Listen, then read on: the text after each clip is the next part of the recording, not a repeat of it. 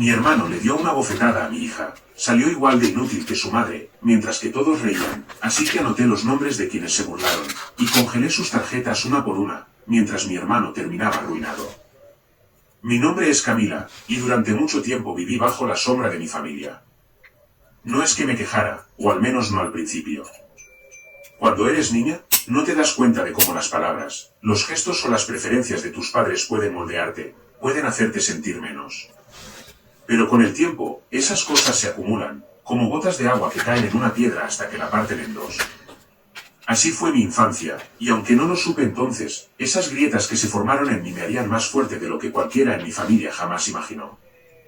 Éramos 3 hermanos, Daniel, el mayor, Julieta, la menor, y yo, la del medio. Mis padres, Miguel y Marcela, siempre tuvieron una forma clara de repartir su cariño, o al menos eso sentía yo.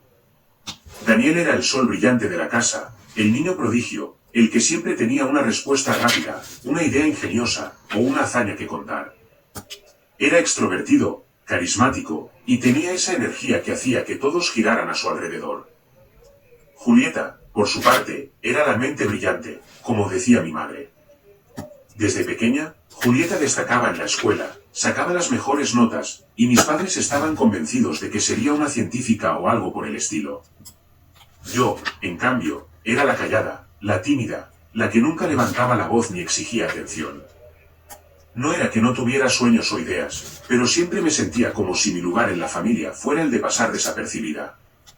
Camila, no seas tan tonta, me decía mi madre, Marcela, cada vez que me veía dudar o quedarme en silencio durante una discusión familiar. Míralo a Daniel, él sí sabe hacerse escuchar. Mi padre, Miguel, no era tan directo, pero sus ojos siempre brillaban más cuando hablaba de los logros de Daniel o las notas de Julieta. Yo, mientras tanto, me esforzaba por ser buena, por no causar problemas, por ser la hija que no diera dolores de cabeza. Pero eso no parecía suficiente.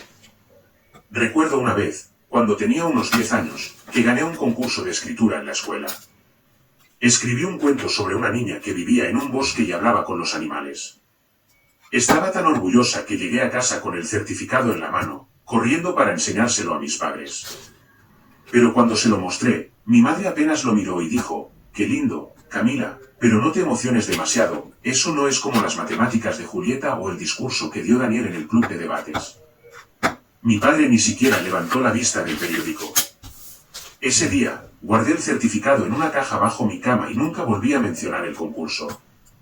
A medida que crecíamos, la dinámica no cambió mucho.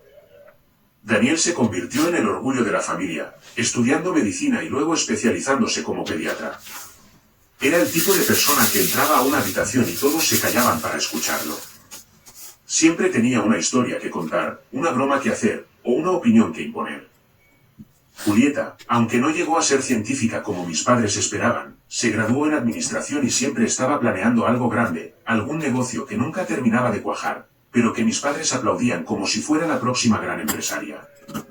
Yo, en cambio, estudié contabilidad, no porque me apasionara, sino porque era una carrera práctica, estable, algo que me asegurara no depender de nadie.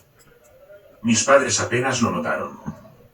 «Eso está bien, Camila, es un trabajo seguro», dijo mi padre una vez, y eso fue todo. Pero la vida tiene formas extrañas de equilibrar las cosas. Cuando terminé la universidad, conseguí un empleo en una empresa multinacional. No era algo que presumiera, pero el sueldo era excelente, más de lo que cualquiera en mi familia hubiera imaginado. Con el tiempo, ascendí a un puesto directivo, y mi salario creció tanto que a veces me costaba creerlo. Nunca lo alardeé, no era mi estilo. Mientras tanto, la vida de mi familia empezó a desmoronarse. Mis padres, que siempre habían tenido un negocio pequeño de venta de repuestos de autos, comenzaron a tener problemas financieros.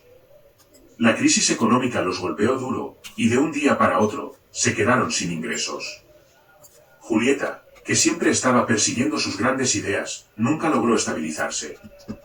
Terminó endeudada, pidiéndome ayuda para pagar su renta, sus deudas, incluso su comida. Hasta mi tía Clara y mi prima Lucía, que vivían en otra ciudad, empezaron a llamarme cuando se quedaban cortas de dinero. Y yo, con ese sentido de responsabilidad que siempre cargué, no podía decir que no. Los ayudé a todos. Daniel, por supuesto, no necesitaba mi ayuda. Como pediatra reconocido, ganaba muy bien y vivía en una casa enorme, con un carro último modelo y una vida que parecía sacada de una revista. Pero su actitud no había cambiado. Seguía siendo el mismo engreído de siempre, el que miraba a los demás por encima del hombro, el que siempre tenía que ser el centro de atención. Cada vez que nos reuníamos, él hablaba de sus logros, de sus pacientes, de cómo todos lo admiraban. Y yo, como siempre, me quedaba callada, escuchando, mientras mis padres y Julieta lo miraban como si fuera un dios. A pesar de todo, mi vida cambió para mejor cuando nació mi hija, Sofía. Ella fue mi luz en medio de la oscuridad. Mi matrimonio no duró mucho, mi exesposo, Juan, decidió que la responsabilidad de ser padre no era para él y se fue cuando Sofía tenía apenas 1 año. Al principio, fue duro. Ser madre soltera no es fácil, pero cada vez que miraba a Sofía, con sus ojos grandes y su risa que llenaba la casa, sentía que todo valía la pena. Le di todo mi amor, todo mi tiempo, todo lo que tenía. Quería que creciera sintiéndose amada, valorada, algo que yo nunca sentí del todo en mi familia. La llevaba al parque, le leía cuentos todas las noches, y me aseguraba de que siempre tuviera un plato de comida caliente y un abrazo cuando lo necesitaba. Sofía era mi mundo, y aunque a veces me sentía sola, ella me hacía sentir completa. Los años pasaron, y mi rutina se volvió estable, trabajaba largas horas, cuidaba de Sofía, y seguía ayudando económicamente a mi familia. Pagaba la renta de mis padres, las deudas de Julieta, y hasta enviaba dinero a mi tía Clara y a mi prima Lucía cuando lo necesitaban. Nunca pedí nada a cambio, no porque fuera una santa, sino porque sentía que era mi deber. Ellos eran mi familia, después de todo. Pero cada vez que los veía, sentía esa vieja punzada de ser la invisible, la que siempre estaba ahí para resolver problemas, pero nunca para ser celebrada. Todo cambió el día que mi madre me llamó para invitarme a una reunión familiar. No sonaba emocionada, más bien parecía que me invitaba por obligación. Camila, vamos a hacer una reunión en casa. Hace mucho que no nos juntamos todos. ¿Trae algo para compartir, sí? Y ven con Sofía, dijo, con ese tono seco que usaba cuando hablaba conmigo. No me sorprendí. Sabía que la invitación era más por el hecho de que yo pagaba la mayoría de las cuentas de la casa que por un deseo genuino de verme. Pero acepté, porque quería que Sofía conociera a su familia, que tuviera esos recuerdos de risas y momentos compartidos que yo nunca tuve. La reunión sería en la casa de mis padres, un lugar que no había cambiado mucho desde mi infancia, una sala llena de muebles desgastados, fotos de Daniel y Julieta en las paredes, y un aire de nostalgia que pesaba más de lo que debería. Iban a estar mis padres, Daniel, Julieta, mi tía Clara, mi prima Lucía, y algunos primos y tíos lejanos. También estaría mi primo Luis, que siempre andaba con una cámara en la mano, grabando todo como si fuera un documentalista. Pensé que sería una tarde tranquila, una oportunidad para que Sofía jugara con sus primos y para mí de reconectar, aunque fuera un poco, con mi familia. Qué equivocada estaba. Ese día, me levanté temprano, preparé a Sofía con su vestido favorito, uno azul con flores blancas, y le puse una sonrisa para que no notara mi nerviosismo. Compré comida, bebidas, y hasta un pastel para la reunión, porque sabía que, aunque mi madre no lo dijera, esperaba que yo me encargara de esas cosas. Cuando llegamos, la casa ya estaba llena de gente. El olor a comida casera llenaba el aire, y los niños corrían de un lado a otro, riendo y gritando. Sofía se unió a ellos de inmediato, con esa alegría que solo los niños tienen. Por un momento, todo parecía perfecto. La tarde transcurrió sin problemas. Comimos, reímos, y los adultos charlábamos mientras los niños jugaban. Daniel, como siempre, dominaba la conversación, contando historias de su trabajo, de cómo había salvado a un niño en el último minuto, de cómo todos en el hospital lo respetaban. Mis padres lo escuchaban embobados, y Julieta sentía como si cada palabra fuera oro puro. Yo, como de costumbre, me quedé en un segundo plano, sonriendo cuando era necesario, pero sin participar mucho. No me molestaba, estaba acostumbrada. Sofía corría por la sala, jugando con sus primos. La veía desde mi silla, riendo, con las mejillas sonrojadas de tanto correr. Me sentía feliz, orgullosa de mi pequeña. Pero entonces, todo cambió en un segundo. Estaba hablando con mi tía Clara sobre algo sin importancia cuando escuché un estruendo. Una botella de whisky, una de esas caras que Daniel siempre presumía de comprar, se estrelló contra el suelo. Sofía, que estaba corriendo, había tropezado cerca de la mesa y, sin querer, la había tirado. El líquido ámbar se esparció por el piso, y los pedazos de vidrio brillaban bajo la luz. Sofía se quedó paralizada, con los ojos abiertos de miedo.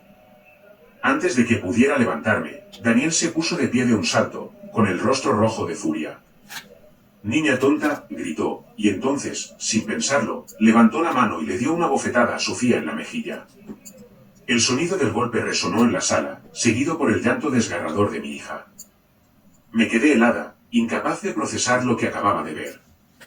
Mi hermano, el gran pediatra, el orgullo de la familia, acababa de golpear a mi hija de 6 años.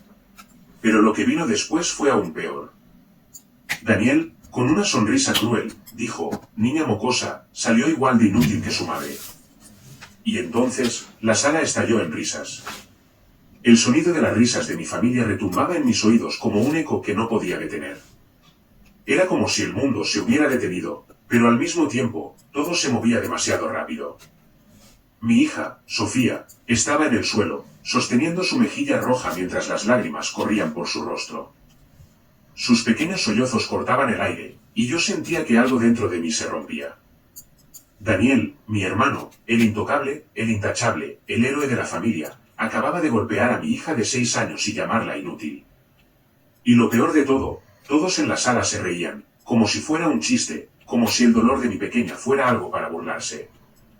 Me levanté de la silla tan rápido que casi la tiré al suelo. Mi corazón latía con tanta fuerza que sentía que iba a explotar. «Cállense», grité, mi voz temblando de rabia. La sala quedó en silencio por un momento, pero las risas no se detuvieron del todo.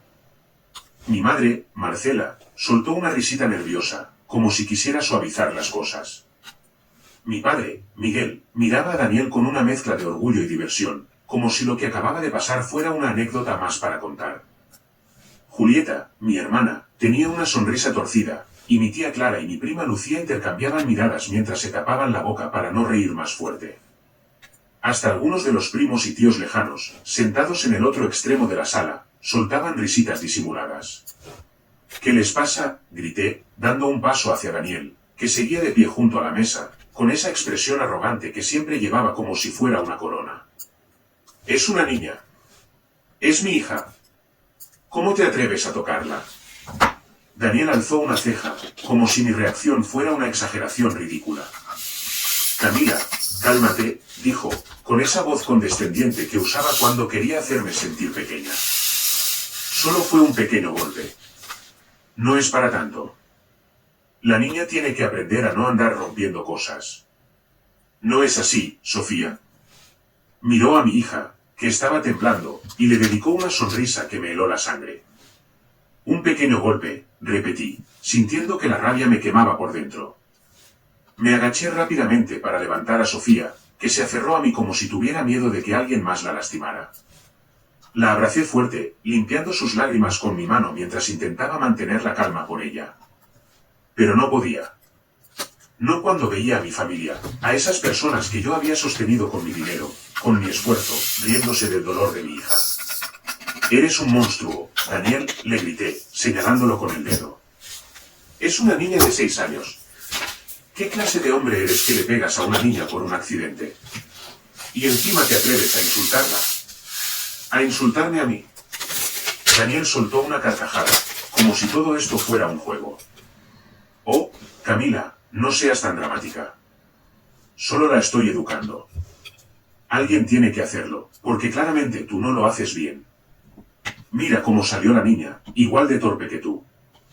Esas palabras fueron como un puñetazo en el estómago.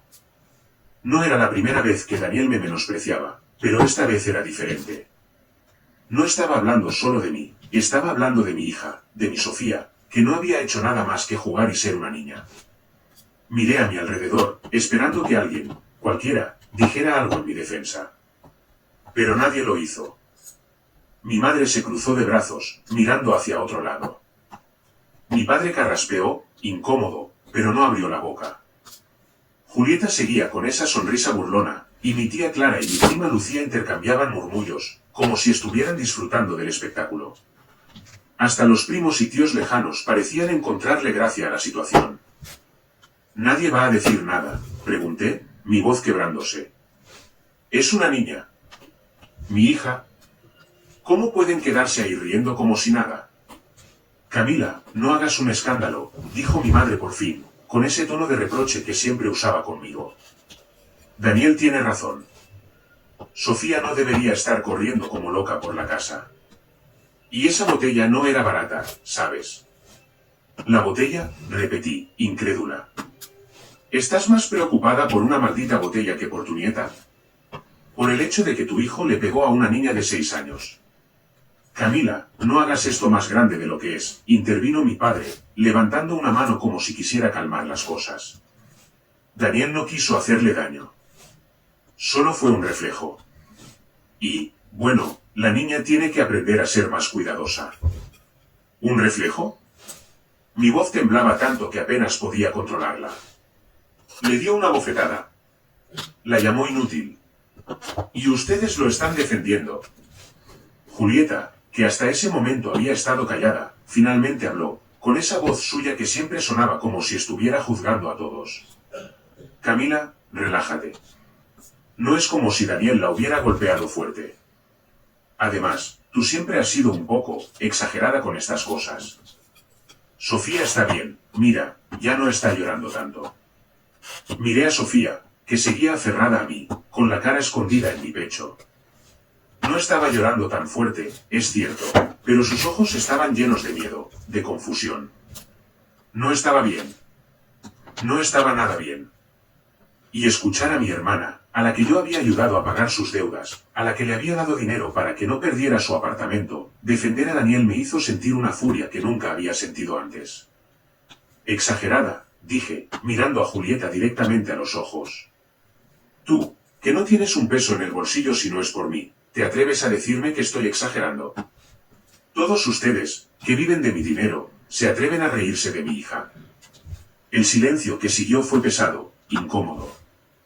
Por un momento, pensé que tal vez había logrado que sintieran algo de vergüenza. Pero entonces Daniel soltó otra risotada. Oh, Camila, ¿ahora vas a sacar el tema del dinero? ¿Qué? ¿Crees que porque pagas unas cuentas eres la reina de la familia? Por favor, siéntate y déjalo pasar. No es para tanto. Eso fue la gota que derramó el vaso. Sentí que algo dentro de mí se rompía, pero no era debilidad.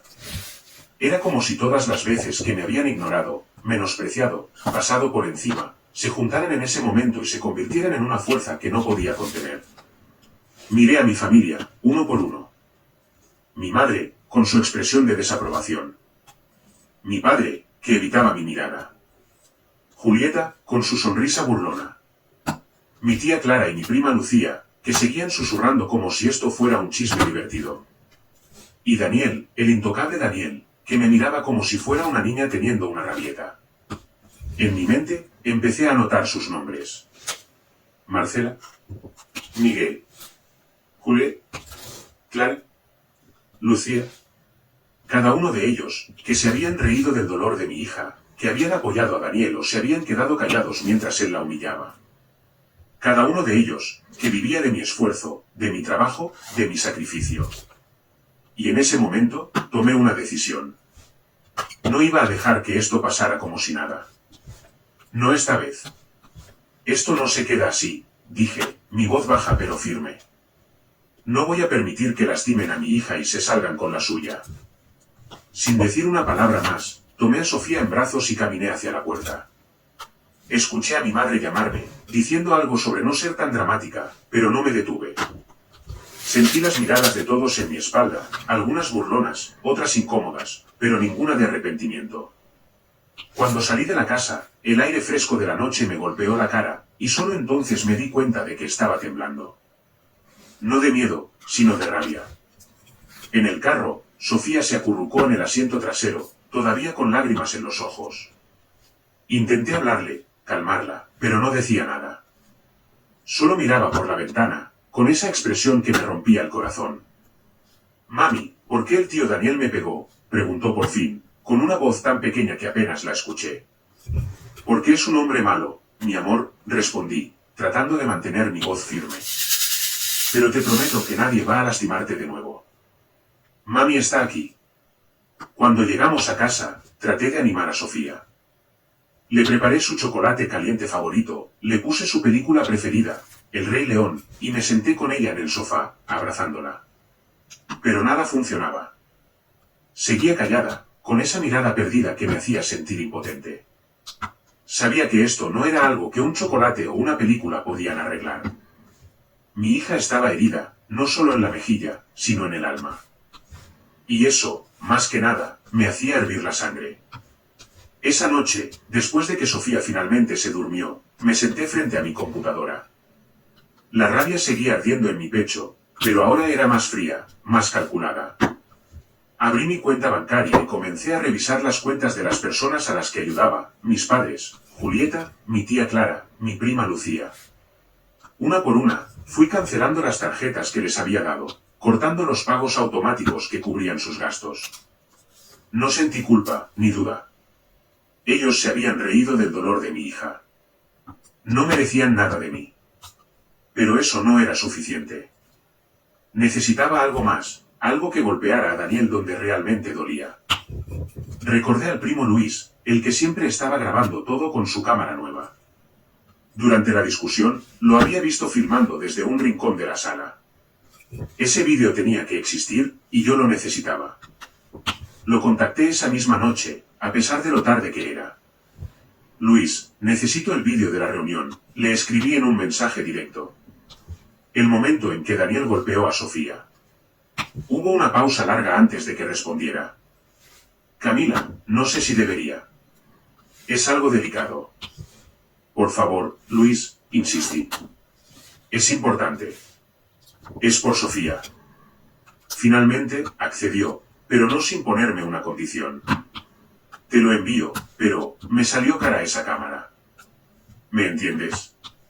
Entendí perfectamente. Quería dinero. No me importó. Le ofrecí una suma considerable, y aunque me dolió tener que pagarle a mi propio primo por algo así, lo hice. A las pocas horas, el vídeo llegó a mi correo. Lo vi, y cada segundo de él avivó mi furia. Daniel levantando la mano, el golpe, la cara de Sofía llena de lágrimas, las risas de los demás. Era todo lo que necesitaba. Los días siguientes fueron un torbellino. Llevé a Sofía a un psicólogo, porque seguía retraída, apenas hablaba, y me partía el corazón verla así. El psicólogo dijo que el trauma era profundo, que tomaría tiempo sanar.